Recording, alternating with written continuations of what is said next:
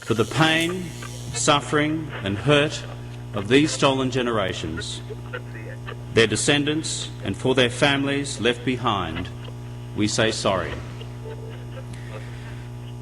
To the mothers and the fathers, the brothers and the sisters, for the breaking up of families and communities, we say sorry.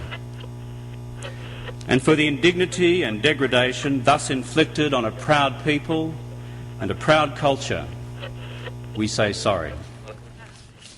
On the 13th of February 2008, Kevin Rudd gave the national apology, which addressed the wrongdoings and mistreatment of the Aboriginals in the past and present.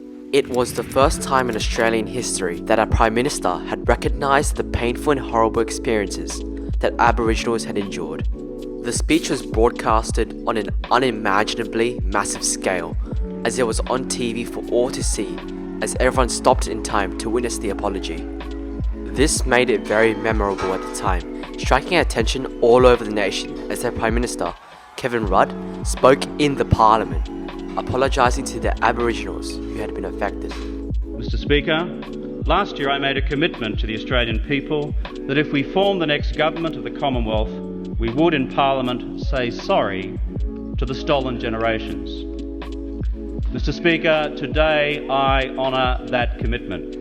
No matter what political views you held, it could not be denied that Kevin Rudd had honoured his commitment to apologise to the stolen generations. His speech denounced physical, sexual, psychological and emotional violence aimed at Indigenous communities. It was an incredibly cathartic speech. We apologise for the hurt, the pain and suffering we the Parliament have caused you by the laws that previous Parliaments have enacted. We apologise for the indignity, the degradation and the humiliation these laws embodied. We offer this apology to the mothers, the fathers, the brothers, the sisters, the families and the communities whose lives were ripped apart by the actions of successive governments under successive parliaments. The apology delivered by Kevin Rudd acted as a catalyst for healing and change, as Aboriginals had finally been recognised and acknowledged as a part of Australian society. Kevin Rudd's speech also led to the Healing Foundation's creation, with a $26.6 million budget granted by the government over 4 years, dedicated to helping Indigenous communities recover.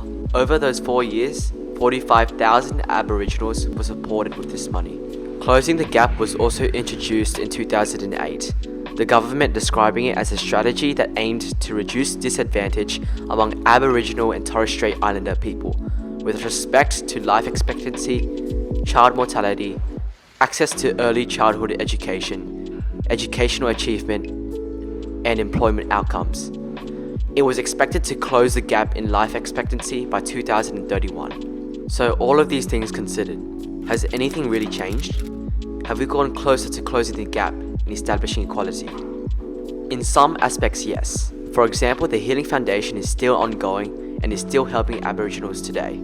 However, although society does recognise Aboriginals as a part of society now, no laws or legislations regarding Aboriginal rights have been passed. To this day, Aboriginal welfare is still a complex and challenging issue that hasn't changed since Kevin Rudd's speech.